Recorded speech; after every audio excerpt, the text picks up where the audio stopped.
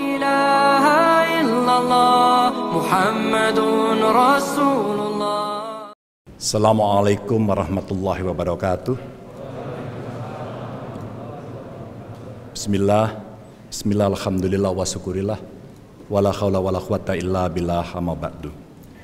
Bapak Ibu jamaah sholat isya yang insya Allah nanti akan diteruskan dengan sholat tarawih yang dimuliakan Allah. Saya selalu berdoa panjenengan semuanya diberikan kesehatan. Dan alhamdulillah 2 tahun ngempet tidak bisa menyelenggarakan ibadah seperti ini. Pada hari ini kita bisa berkumpul, luar biasa. Tahun 80-an saya merasakan ini di gelanggang mahasiswa. Dan hari ini kita bisa menikmati suasana Ramadan dengan khusyuk. Saya diminta oleh panitia untuk menceritakan efektivitas dan efisiensi birokrasi. Tentu ini berangkat dari pengalaman saya memimpin Jawa Tengah. Bapak Ibu yang sangat saya hormati, saya mencatat mulai dari Januari, 1 Januari sampai 6 April. Di Jawa Tengah itu ada kurang lebih 115 aduan. Dan itu semua terkait dengan minyak goreng. Ada apa sebenarnya? Saya kira Bapak Ibu punya data. Para cerdik, cendekia, intelektual muda, profesor, doktor, semua punya data. Ada apa ini? Padahal kita penghasil CPO terbesar seluruh dunia. Sejak tahun 70-an kita mulai merangkak. 80-an mulai baik, 90-an juara. Sampai hari ini tidak terkalahkan. Tentu kalau kita pakai buku-buku barat, orang akan mengatakan inilah market mechanism. Inilah komoditi. Dan ketika kemudian dunia bertemu pada kepentingan-kepentingan tertentu dan itu berpengaruh pada komoditas, akhirnya harga akan ditentukan di situ. Tapi benarkah kemudian kita akan menikmati itu?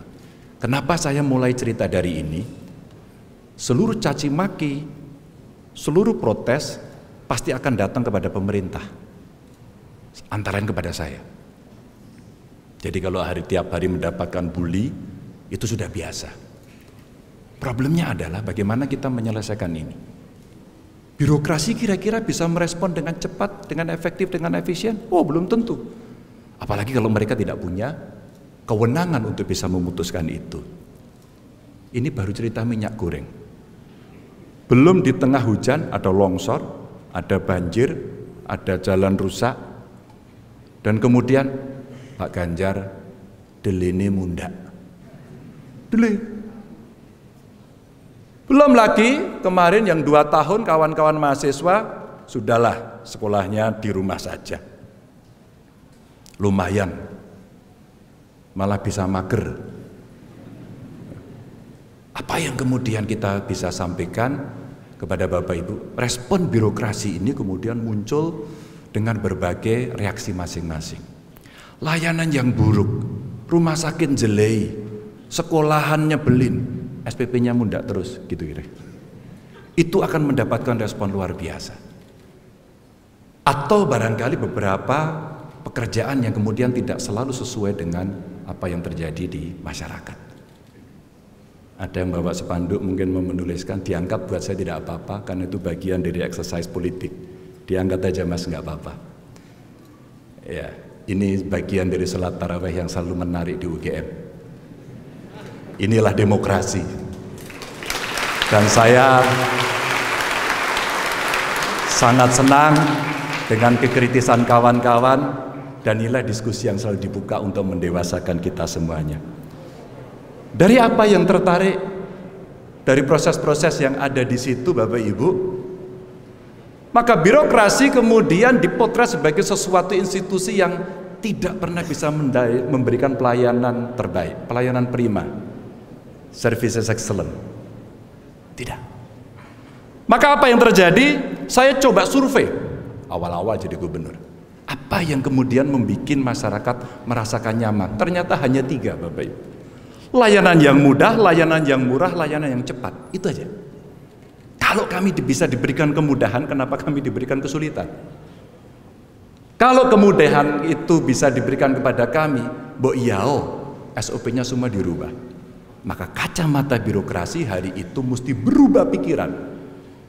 Dan itu terjadi ketika kemudian teknologi informasi masuk, dan hari ini dalam konteks demokrasi semuanya serba bebas.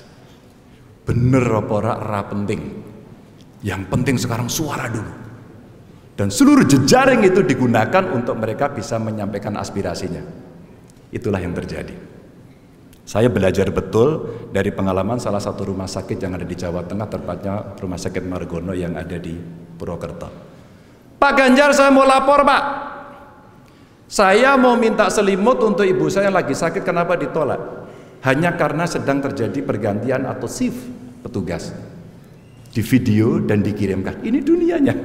Masuk medsos saya, dan kemudian mereka menyampaikan protes itu. Saya hanya telepon saja, Pak Dirut tolong diperiksa. Sejak kejadian itu, reform terjadi, orangnya kena penalti, kena punishment. Begitu reform terjadi, ada satu hikmah, Bapak Ibu teman-teman. Apa hikmahnya? Itulah yang menginspirasi saya, bling begitu, untuk kemudian setiap OPD atau SKPD mereka harus membuat inovasi. Mereka harus memperbaiki atas data komplain yang terjadi di masyarakat.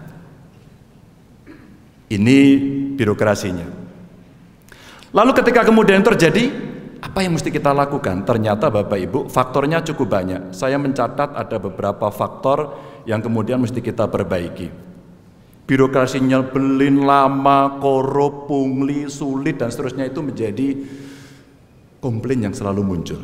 Yang kedua kemudian, layanan mudah, murah, cepat, sampai dengan tuntas menjadi harapan masyarakat. Dua komponen ini, kalau kita lihat dari dua faktor yang di eksternal maupun internal, saya tentu di birokrasi akan bicara pada yang internal dulu. Itulah suatu ketika saya datang kepada UGM, dan kami dibantu bagaimana mengexercise dan mereform kondisi birokrasi yang ada di tempat kita. Lumayan Bapak Ibu, lumayan ruwet. Dan pada saat itu secara kelembagaan dievaluasi, secara SOP dievaluasi, dan kita nemu banyak sekali. Jual beli jabatan biasa, pungli harian, ngurus kok orang enek, amplope pasti yang terakhir. Apa kemudian bisa disampaikan untuk merespon cepat dan masyarakat tidak takut? Saya paksa seluruh OPD saya membuka medsos dan harus verified alias centang biru. Jadi kalau dulu Bapak Ibu orang lapor itu tebel-tebel segini, birokrasi gitu ya Prof ya, tebel-tebel, aku yang mau coba. Sekarang laporannya hanya 3 saja. Apa kemudian yang dikomplain oleh publik dan bagaimana kita merespon? Setelah itu ada perguruan tinggi lain yang membantu saya membuat aplikasi lapor gub, dan sampai hari ini masih ada. Dari situlah sadar atau tidak, birokrasi terreformasi tanpa sadar karena gempuran teknologi, karena tekanan dari publik. Jadi termasuk political pressure yang datang dari warga, dari masyarakat. Artinya setelah itu terjadi, apakah kita berharap perubahan akan muncul secara bottom up? Maaf, tidak. Ternyata dalam birokrasi tidak terlalu sulit. Perubahan bisa terjadi secara top down. Dalam budaya yang sangat paternalistik, maka pada saat itu sebenarnya contohnya dari atas. Kalau kita sendiri tidak nyontohin nggak bisa. Maka deal keputusan yang kita buat adalah, apa sih yang membuat ASN itu kelenger? Apa sih yang membuat mereka stres? Satu, sudah dioyak-oyak, diseneni terus dengan manajemen Senin. Dari hari Senin ke Senin berikutnya nyeneni terus. Bos ini. Dekan gitu ya Pak ya? Pada saat itu jamaah sholat tarawih yang sangat saya hormati, staf saya mengatakan kepada saya, Bapak itu maunya apa Pak? Baliklah. I answer the question with question. Saya tanya sama dia, kalau aku balik tanya sama kamu biar berubah itu apa? Oh gampang Pak niku Pak. Dimulai dari pimpinannya seperti adus pakai gayung, pakai siwur. Yang dibasahi biasanya kepalanya dulu. Nanti ndeledek sampai tingkat bawah. Itulah kemudian akan terjadi perubahan. Percaya sama saya. Apa kemudian yang memberatkanmu? Kulo diken setor. Maka ketika setoran itu muncul, maka pada saat itulah sebenarnya dia nggak bisa tidur. Pada saat itulah dia akan menggenjot di bawahnya, mencari rekanan, kolusi, korupsi, nepotisme itu akan terjadi. Tapi cukup nggak dari perintah yang ada di pusat? Tidak. Maka lembaga tiga huruf yang namanya KPK saya undang. Maka ada koordinasi supervisi pencegahan di setrum greng begitu. Apa yang terjadi kemudian? Yuk kita declare berapa harta kita. Alhamdulillah saat itu kewajiban di eselon 1 dan eselon 2 saya terapkan sampai eselon 4 sampai aparatur sipil negaranya. Berani declare dulu. Ternyata declare itu susah. Rata-rata seluruh gadget yang kita miliki, kendaraan dan sebagainya, mereknya semua Casio. Kasih orang. Gratifikasi. Gratifikasi pun sebenarnya agak diremehkan karena siapa yang mau tahu? Maka kemudian kita membuat lembaga yang mengelola itu. Pelan-pelan Bapak Ibu. Mulai menolak parsel, mengembalikan semuanya atau mencatatkan ke komite gratifikasi. Simpel toh? Ketika kemudian itu bisa, mulailah proses transisi dari birokrasi itu untuk menjadi melayani. Putus nggak ada setoran, putus nggak boleh minta komisi, putus nggak boleh main proyek. Selesai belum?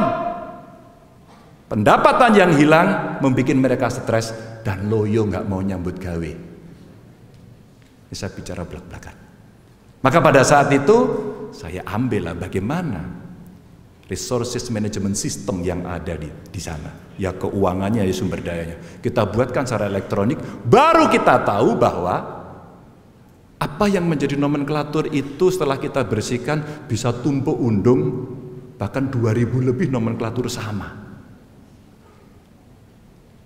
Tok kita buat sistemnya, kita perbaiki, kita bisa efisiensi ratusan miliar. Dan saya kembalikan menjadi tambahan penghasilan. Tenang mereka. Dan saya sampaikan, kawan-kawan ASN, saya akan jamin Anda nggak bisa kaya raya. Saya yang jamin Anda nggak mungkin kaya raya. Tapi saya yang jamin insya Allah Anda tidak akan kekurangan. Baru tenang. Maka pada saat itu kemudian achievement motivationnya kita dorong untuk dia berprestasi dengan target-target baik personal maupun institusinya. Maka pada saat itu teman-teman, birokrasi melayani ini mulai kita dorong dan kita uji coba. Dulu saya kasih ukuran atau SOP. Kalau ada orang komplain 2 kali 24 jam harus direspon. Lama-lama mereka melakukan improvement. Dan akhirnya apa? Terjadilah 1 kali 24 jam hari ini. Terjadilah achievement jam merespon bisa dengan cepat. Akhirnya mereka mencoba berlomba-lomba untuk mereform karena catatan-catatan penampilan mereka, performan mereka dalam bekerja ada dalam catatan BKD. Akhirnya ketika mereka harus duduk dalam jabatan tertentu, nggak perlu nyogok, nggak perlu jual beli jabatan, silakan Anda ikut kontestasi secara terbuka yang terkenal dengan lelang jabatan. Alhamdulillah, karena waktu itu saya juga ikut merumuskan undang-undang ASN. Sayang tidak banyak yang menggunakan. Maka kampus kita ajak, tokoh masyarakat kita ajak untuk melakukan review. Dari sinilah kemudian layanan publik, pengawasan, lalu ada akuntabilitas, kelembagaan, tata laksana, SDM yang mesti dikembangkan, sampai deregulasi dan manajemen perubahan kita masukkan di sana. Hasilnya saya pikir cepat, ternyata tidak. Sampai hari ini saya sudah 9 tahun diberikan amanah untuk memimpin Jawa Tengah, baru terasa. Sehingga kira-kira 2 bulan yang lalu saya betul-betul bangga. Bukan karena banyak indikator, hanya karena cerita 3 orang yang dipaksa untuk memberikan izin sesuatu yang tidak boleh. Dan kemudian dibawakan uang banyak, dan yang saya bangga adalah Pak Ganjar saya lapor, tadi saya disogok. Mbok tompo ora duwite, mboten Pak. Terus piye? Saya usir orangnya, tapi saya halus. Wah kleru, kudune mbok oncalke nang bathuke. Karena mereka punya pride. Ketika kemudian sudah berhasil melakukan pembersihan birokrasi, sikap sudah mulai bagus, maka kekuatan eksternal untuk mengganggu selalu muncul. Selalu muncul. Dan biasanya Bapak Ibu teman-teman, karena komunikasi yang tidak baik atau salah dalam berkomunikasi, akhirnya ya sudah itu yang akan terjadi. Dan kebiasaan kita biasanya kalau enggak Joyo Indo alias kita banyak alasan, kita pasti mencari seluruh argumen dengan segala tetek bengeknya. Jarang kemudian kita mengatakan, ya saya salah. Itulah yang kemudian terjadi pada banyak hal.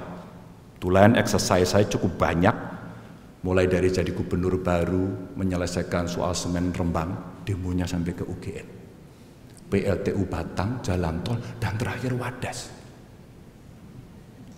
Dan Wadasnya rame. Kemarin mau debat di sini katanya, diundang debat, lah kok galak hambur rembugan.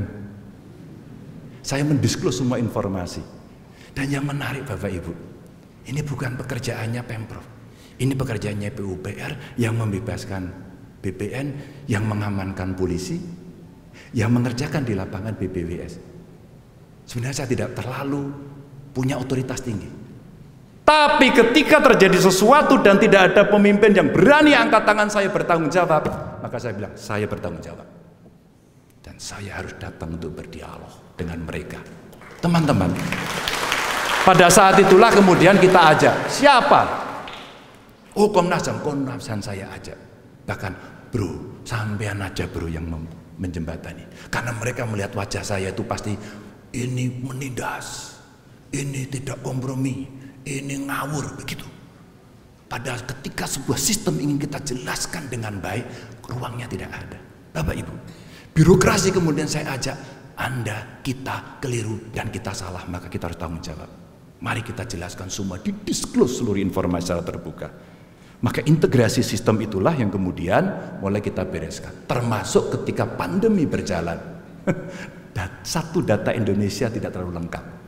Saya termasuk orang yang mendorong pertama kali agar satu data Indonesianya itu dibuat, berapa orang sakit, berapa yang kemudian meninggal, mohon maaf, berapa yang dirawat, berapa yang sembuh. Data sains ini mesti ada.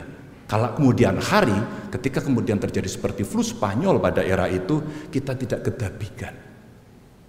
Dan birokrasi saya minta, Anda harus improve, Anda harus inovasi, Anda harus cari jalan keluar. Termasuk UKM-UKM yang kemudian sekarang, Pak Ganjar, kula mboten saged dodolan. Saya diperintahkan untuk work from home dan kemudian saya tidak bisa mendapatkan buyer. Saya bilang, ayo do kumpul. Sekarang ada jualan online dan alat ini bisa dipakai. Maka seluruh marketplace yang mau membantu saya undang, baik dalam maupun luar negeri. Hasilnya kita membuat 2 kali lomba, namanya Hetero for Startup, dan ternyata itu memunculkan sesuatu. Sambil kita memanfaatkan apa yang saya punyai. Apa itu? Medsos. Ketika saya iseng aja membuat hashtag lapak Ganjar dalam Instagram saya terharu ketika kemudian seorang ibu-ibu yang sudah pesimis tidak bisa jualan karena pandemi dan tidak tahu akan selesai kapan, penjualannya bisa naik 350%. Hanya karena dia mencoba untuk menggunakan, memanfaatkan lapak yang ada di dunia digital. Bapak Ibu yang sangat saya hormati, maka sudah 79 edisi kita keluarkan, UMKM-nya bisa bergerak dengan jumlah pelapak 2.561 dengan jangkauan 102 kabupaten kota yang ada di seluruh Indonesia, bahkan beberapa akhirnya lompat sedikit ke luar negeri. Sebenarnya birokrasi kita bisa atau tidak? Sangat bisa. Dan akhirnya turunlah bagaimana kita melakukan itu karena kita clear and clean. Maka kemudian turunlah sampai di kabupaten kota dan muncullah mal-mal pelayanan publik karena ingin dimudahkan, karena ingin dimurahkan, karena ingin dicepatkan. Tapi apakah faktanya semanis yang saya ceritakan? Tentu tidak. Biasanya yang seperti ini akan muncul cerita-cerita bahwa di antara mereka-mereka semuanya, ya Pak Ganjar masih ada itu, pasti. Tapi bagaimana kemudian saya mengajak publik untuk bisa terlibat, Bapak Ibu? Ada mahasiswa, ada pelajar saya ajak, judulnya Sehari Bersama Gubernur. Salah satunya dulu pelajar saya ajak ke UGM. Dan mereka belajar bagaimana sehari bersama gubernur dan program magang mahasiswa. Kebetulan teman-teman dari Visipol UGM pernah magang ke saya sampai 2 minggu dan kemudian itu diuji oleh dosennya. Dan kemudian itu cukup bisa menggantikan 1 semester. Mungkin seperti penerjemahan Merdeka Belajar. Dan dia mendapatkan betul-betul data pertama, pengalaman pertama yang ada di sana. Bapak Ibu yang sangat saya hormati, maka kanal aduan yang ada di masyarakat sekarang kita publis tiap hari. Yang tidak suka akan mengatakan ini pencitraan. Tapi buat saya ini adalah public accountability. Mudah-mudahan sharing cerita ini akan bisa mendorong, ya tentu saja apa yang dikerjakan sebenarnya ini nasihat buat saya sendiri. Bagaimana kita melakukan improvement yang terbaik. Mohon maaf kalau ada kekurangan. Ihdinas siratal mustaqim. Wassalamualaikum warahmatullahi wabarakatuh. La ilaha illallah Muhammadun Rasulullah.